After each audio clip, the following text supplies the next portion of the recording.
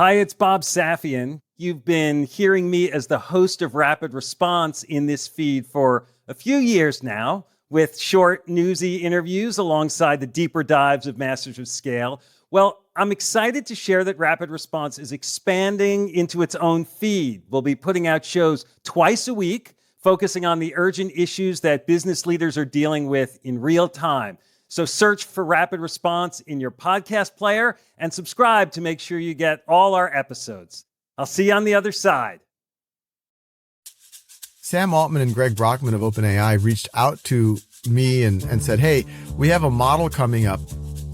Even though it had issues with math, it had issues with hallucinations, it was able to really not just pretend, but in some substantive ways really act like a strong tutor would do. Used well, this could get us much closer to this ideal of free world-class education for anyone, anywhere, or being able to scale up the type of tutoring that I was doing for my 12-year-old cousin back in 2004. That's Sal Khan, founder of Khan Academy, an online learning platform that's made educational videos accessible to millions of people across the globe. Khan Academy has gone all in on AI through an AI assistant called Khanmigo that's already being field tested by thousands of students and teachers. Sal has recast assumptions about education through free online videos, thousands of which he's personally hosted. Now he's advancing a tech revolution using AI that may have even more impact on how we learn, how we teach, and the concept of education for people of any age, anywhere. This is Rapid Response. Let's get to it.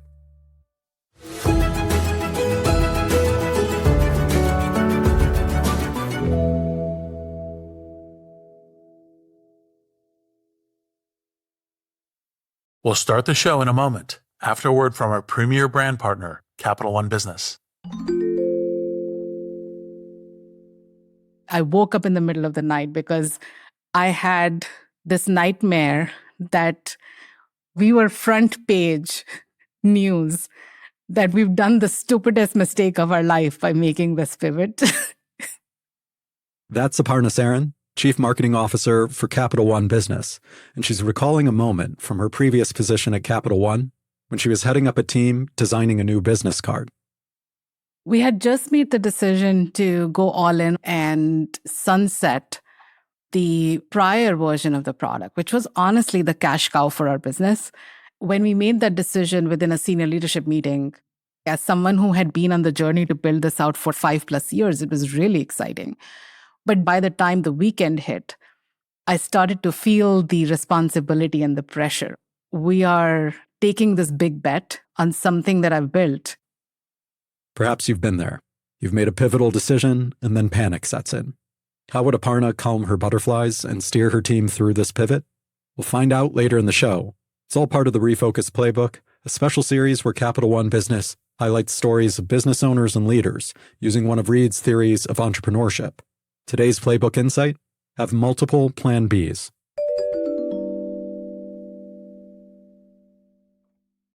I'm Bob Safian, and I'm here with Sal Khan, the founder of Khan Academy. Sal, thanks for joining us. Thanks for having me, Bob.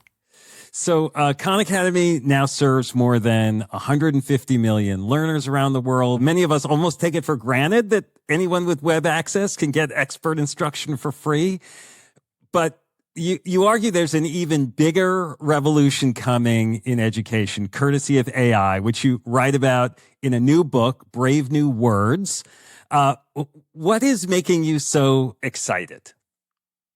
It really does, to some degree, go back to how Khan Academy got started. It started really with me tutoring a cousin who needed help remotely. She was in New Orleans, which is where I'm born and raised, and I was in Boston at the time. And it worked out for her. She went from being in a remedial math class to being in a more accelerated math track. Word spreads in my family, free tutoring is going on. And I'm now tutoring 10 or 15 cousins. My day job, I was an analyst at a hedge fund. This is back in 2004, 2005. And I start writing software for them to help scale that kind of personalization that you can do when you're a tutor. And then I started making videos for them. And then it became clear that people who are not my cousins were using those videos. And if you think about that arc from back in 2004, 2005, all the way to some of the numbers you just mentioned, 100, I think it's actually, we're close to 160 million or 170 million now registered users. We're in 50 plus languages. We're being used in almost every country in the world.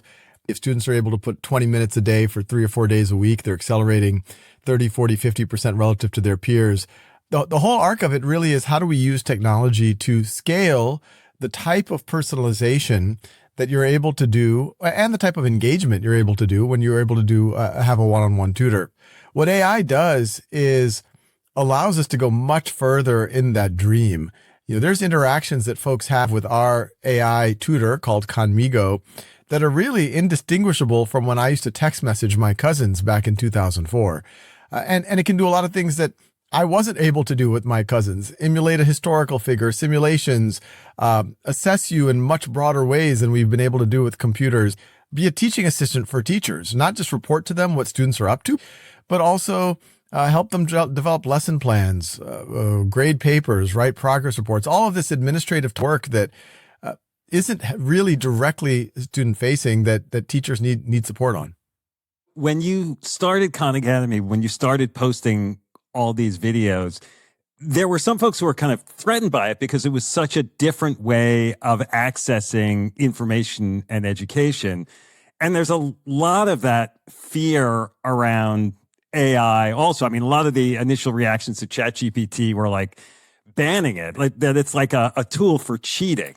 Yeah, there's a lot of fears around AI, and a lot of them really become noticeable in the education space. Even before generative AI, especially in the education lane, I've always made the argument that technology should be a means for liberating the classroom. So instead of making it, someone at the front of the classroom's lecturing on and the kids are trying to stay awake, which is actually a very inhuman experience. You're not allowed to communicate with each other. You're not allowed to play.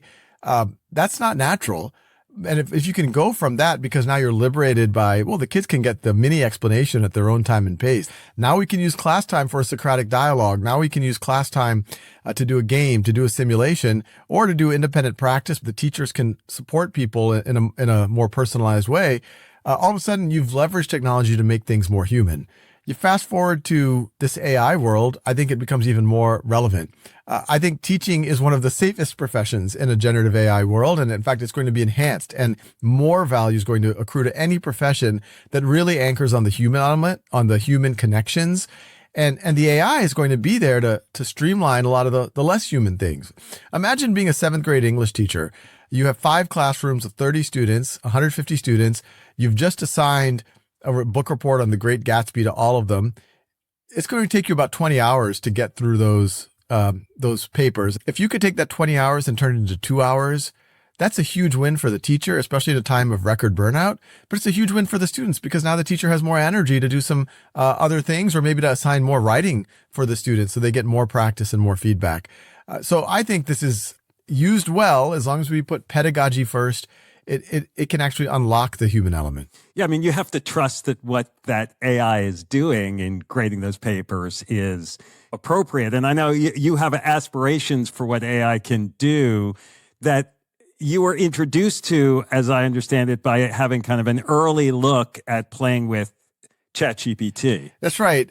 We've dabbled with pre-generative forms of AI over the years at Khan Academy to do things like recommending videos or recommending the right next exercise. And I, just as a nerd, had been paying attention to GPT-2, GPT-3 and all of that. And it's fascinating, super cool.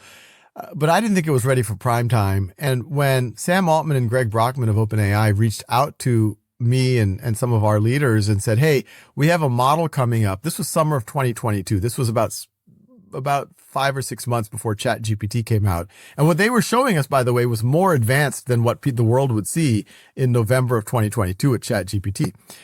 What we saw with GPT-4 back in that summer, even though it had issues with math, it had issues with hallucinations, making up facts, it was able to really not just pretend, but in some substantive ways, really act like a strong tutor would do. And that's when we said, look, there's a lot of risks here, and we have to mitigate those risks, put some guardrails around this, especially if it's going to be used in an academic setting. But used well, this could get us much closer to this ideal of free world-class education for anyone, anywhere, or being able to scale up the type of tutoring that I was doing for my 12-year-old cousin back in 2004. You see this, you start playing with it, and you realize, like, we've got to change our whole business or add this to our business? Is that where Conmigo comes from?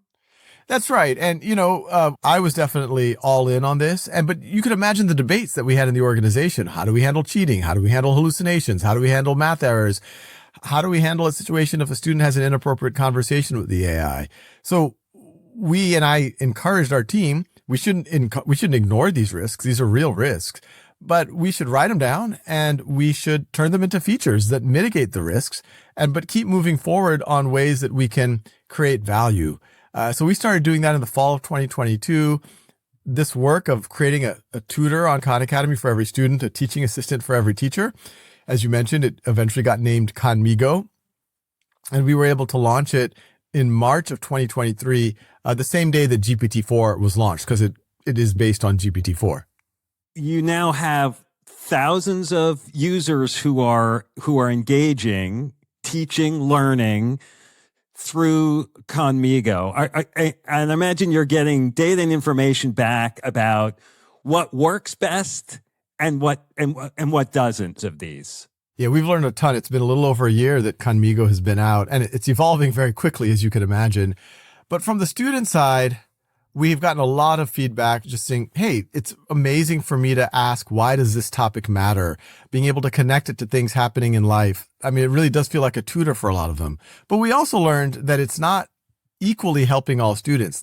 I would say about 20% of students that immediately just run with it. They get what this is and they're off to the races. They're asking good questions and they can't get enough of it. But I would say a lot of other students, they're actually, unfortunately, not used to being curious in the same way or being allowed to ask anything they want to ask. But the more we talk to teachers, we realize that this isn't an AI issue. This is actually an issue in the education system that the students really don't even know how to communicate in many cases. They don't know how to even communicate what they don't know. And so the teachers are telling us, even though some of these students might struggle typing into an AI, hey, can you explain the distributive property or what happened to that negative sign? Even though they're having trouble articulating that skill of articulation is arguably much more important than the skill of knowing how to do some algebra or know how to do some physics. Yeah, I mean, they have to learn a new way to learn. And I guess teachers at the same time have to learn a new way to teach with these tools, which is not dissimilar from what happened with Khan Academy. You called this flipping the classroom, right? Yeah, back in the day with Khan Academy, I was writing the software, I was making videos, and I started getting letters from teachers out there saying, hey, you already gave a pretty good mini lesson on photosynthesis or factoring polynomials.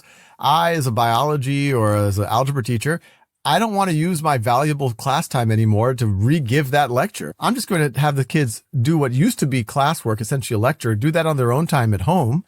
And then I, the teacher, want to use our class time to do what used to be homework, the problem solving, because then students are supported. I, as a teacher, now have a much better visibility when they're doing problems in the classroom on what their actual understanding is. In a traditional classroom, if I'm just lecturing and every now and then I say, hey, Bob, what do you think? I'm not really getting a sense of how well students know it. You fast forward to this AI world. In some ways, this AI will make traditional workflows for teachers or traditional processes more efficient. But I think it's going to open up the aperture of what a teacher can do. You can imagine this world where we're about to teach the Underground Railroad and the teacher, and we have seen teachers do this in the past year, say, hey, we have a special guest, and get our AI simulation of Harriet Tubman on the overhead projector. That's a really cool way to get kids immersed into a subject in ways that they wouldn't have before. Before you assign a paper, even before ChatGPT, God knows how the kids wrote that paper. They could have paid their friend, their sister. There's websites that'll do your paper for $5 an hour.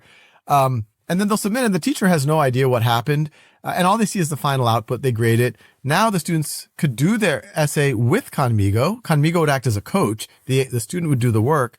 But then when they submit it, Conmigo can not just give the teacher the final output, but actually the whole process. Hey, we spent 4 hours on this. Here's the whole transcript of us working together. But if Bob goes to ChatGPT or his older sister and copies and pastes it in, Conmigo tells the teacher, this is shady. I don't know where Bob got this essay from. So I think it'll mitigate fears and problems that existed well before AI.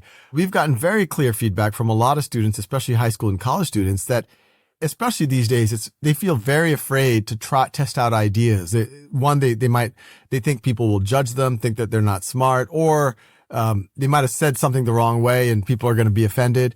And so to be able to do it in a safe environment with the AI and oftentimes take both sides of an issue and test out arguments has given them a lot of confidence to then go into with real people and have those same conversations. Now, on the other hand, it's going to give me confidence. I'm going to share all these things with it, but then it's going to report back on how my learning is going to my teacher, which might feel a little creepy. Like it's almost like you're spying. Like I'm working with it as if it's private, but it's not really private. Yeah, and you're pointing out a very real tension that we are having debates inside of our organization on.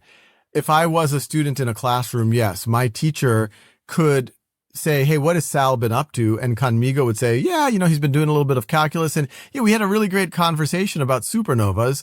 And my teacher said, tell us more. What was Sal asking? So that will be transparent to the teacher. And if I said something potentially very intimate, like, hey, I want to harm myself or I'm feeling really down, Conmigo does actively notify the teacher. So our debates are, hey, is that a good or a bad thing? We're erring on the side of safety. We probably for sure have to do it for under 13 users.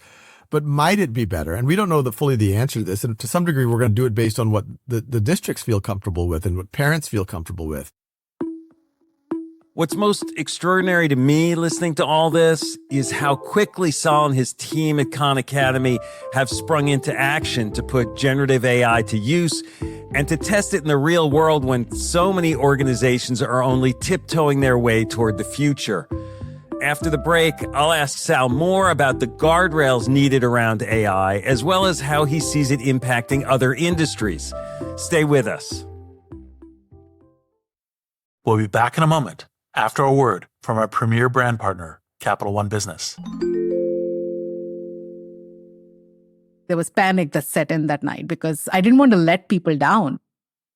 We're back with Aparna Saran of Capital One Business. She was recalling the time she woke up in a cold sweat, terrified that the new product she had been working on might fail. So the next morning, she sat down and wrote an email. It was Sunday morning, and I said, you know what? I'm going to just share this with my peers. It was very emotional. It was sort of a cry for help. Aparna realized that if the new product didn't take off, she needed a plan B, preferably multiple plan Bs. I'm inviting them to be the thought partners so that we are mitigating as much risk as possible and we have contingency plans in place as we make this move. You write something like this and your heart is pounding, should I send this? It was a super vulnerable moment for me. But then I was I'm going to just send this. What's the worst that'll happen? It can't be worse than being on the front page of the newspaper. So she held her breath and hit send. What happened next would surprise even her. We'll hear about that later in the show. It's all part of Capital One Business's Spotlight on Business Leaders, following Reed's Refocused Playbook.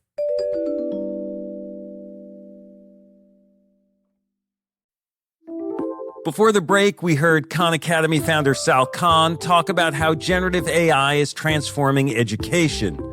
Now, he gives a lesson in how to navigate AI guardrails and explains what he means by educated bravery.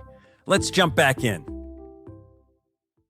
There's so much scrutiny right now of certain areas in education, whether you're talking about critical race theory or whatever, that you have to think about your guardrails in really complicated ways because different school districts have different rules about those things.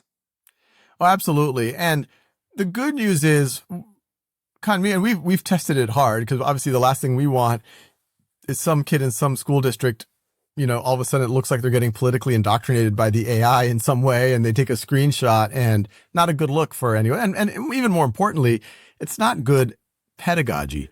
We test it hard to make sure it's not showing a political bias. I'll give an example. I had a reporter, they were skeptical about this. So we went into Conmigo and we took on the persona of someone who's very pro-gun control. And we told Conmigo, I can't believe people still think the Second Amendment makes sense. There's all this gun violence. It's got to go away. 90% of American classrooms, half of that 90%, If you're in a blue state, the teacher will say, yes, I 100% agree with you. I can't believe that there's all these other people who want to keep it. And if you're in a red part of the country, they'd probably say, how dare you say that? This is such an important freedom and it keeps us from fighting off tyranny and blah, blah, blah. But Conmigo did neither of those. Conmigo says, look, before we go into the present, why do you think the founders included the Second Amendment? So it put it on me. It pushed my critical thinking. And I said, oh, well, that was right after our independence and Great Britain didn't want us to have arms. So we needed it then, but it makes no sense now. And Conmigo said, hey, yeah, I think you're generally right about why historians think we have the Second Amendment. But before we judge it, why do you think it's persisted? And so once again, it forced me to think in terms of critical thinking, as opposed to, which we're seeing all too often, people in their own echo chambers of other people saying, amen. Yeah, that other half of the country's crazy, which is not constructive. Reading your book reminded me of a question that I sometimes ask myself, even when I look at some of the videos and the information that Khan Academy does. This question about sort of what is important knowledge in the future, right? Is it grasp of information? What are we preparing kids to do, and what's going to make them most valuable in the work world? How do you think about all of that shifting? Yeah. Even when search first came out 20 or 25 years ago, there were a lot of people, and people have still made this argument, oh, you could search for anything now. Kids don't have to learn as many facts or as much knowledge, and now you just have to know how to search. And now with ChatGPT or other AI tools, the argument becomes even stronger. Hey, this can draft your essay for you. It can kind of, give you a business plan, whatever. The reality is it is going to be important to know how to use those tools, but in order to really be excellent at using those tools, you have to have a lot of knowledge yourself. I have seen the difference between how I can search when I have content knowledge versus when I see sometimes people who don't have the content knowledge. They oftentimes don't even find what they're looking for because they don't have enough context to search for the right words or to be able to evaluate the different sources they're getting and which one is more likely to be legitimate. And the same thing is going to happen with AI. So I say all of it's as important as ever, or more important than ever, to learn the fundamentals, the reading, writing, arithmetic, so to speak, and the content knowledge. I'm not one of these people who think memorization is a dirty word. I think it needs to be more than just memorization, but I think it is very valuable to have a lot of content in your head. You're going to be a better tool user. And the changes that you see coming in education from AI, do you think they're going to be any less revolutionary in other areas? I think, education, obviously this is what I think about all the time. So I think this is probably the most revolutionary, but I talk about tangential areas to education, assessment, job placement, interviews. I think all of those are going to be, you're going to see some really interesting changes over the coming 5 to 10 years. I always give the example, New York City Public Schools spends $40,000 per student per year on education. The average class size is 25 students. So 25 times 40,000 is $1 million. I guarantee you that $1 million is not going to the teacher and it's not going to the facilities. And, at best, that might be 20% of that. The rest of that 80% is layers of administration, paperwork, et cetera, et cetera. If we can make, things like the registrar's office way more productive, then, we get people out of the registrar's office and turn them into teaching assistants or turn them into teachers. So then you'll have more supports for the students. You could name any industry. I cite in the book that McKinsey, I believe, did an analysis and they said roofers would be the least affected. And then someone interviewed roofers and oh no, ChatGPT's transformed my life. I use it for my invoices. I use it for my pricing. I use it for my marketing. And it's okay, even the roofers have been transformed by this technology. You end the book with this phrase about existential risk or existential opportunity, that find ways to make it an existential opportunity. Yeah. And the phrase I use is educated bravery. And the spirit of it is, you could be brave without being educated, but that you might do some very stupid things if you're not well informed about why you're moving forward. Or you can be very informed and very educated, but not very brave. In fact, educated people are some of the best people at figuring out all the reasons not to do something. And the best is to have a healthy tension between the two. When we started seeing this technology and seeing all the opportunity, it was also very obvious to us that there's a lot of potential risks here. And I think there are, in fact, even inside of Khan Academy, there were folks who were like, hey, we should just not deal with this stuff. We should just ignore it.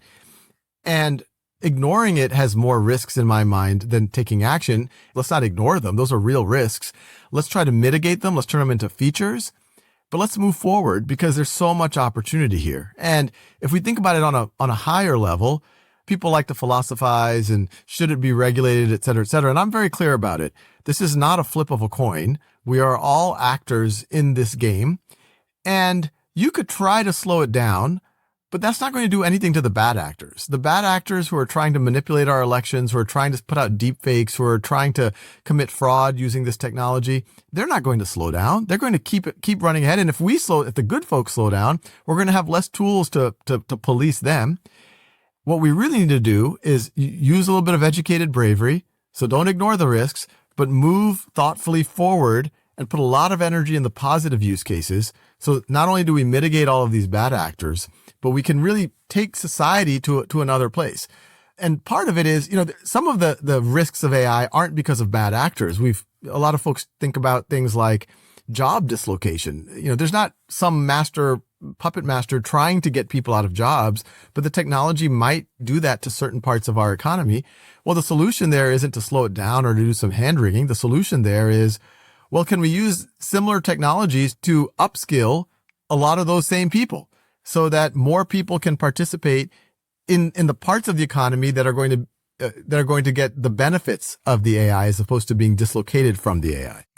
So this has been great. Thanks for doing it. Thanks for having me, Bob. I can see why Sal titled his book Brave New Words. He's playing off the fears of dystopia that Aldous Huxley wrote about in the classic book Brave New World. Instead, Sal is leaning into the word brave, exhorting us to display bravery in the choices we have around AI. There's no question that change is coming in ways that will make many people uncomfortable. But if Sal is right, the democratization of education, the opportunity for broader and better learning, may be the most powerful antidote for what ails us in today's world. I'm Bob Safian. Thanks for listening.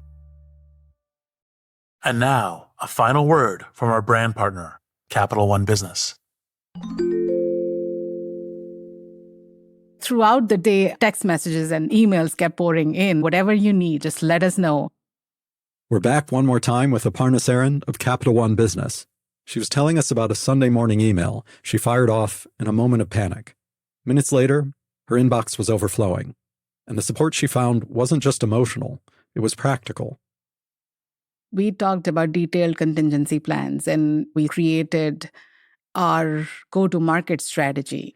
Before we are in full rollout mode, we had stage gates so that we could test and quickly learn and iterate. And within a matter of 6 months, as we were rolling things out channel by channel, those stage gates would allow us to pivot if we saw something that we didn't like.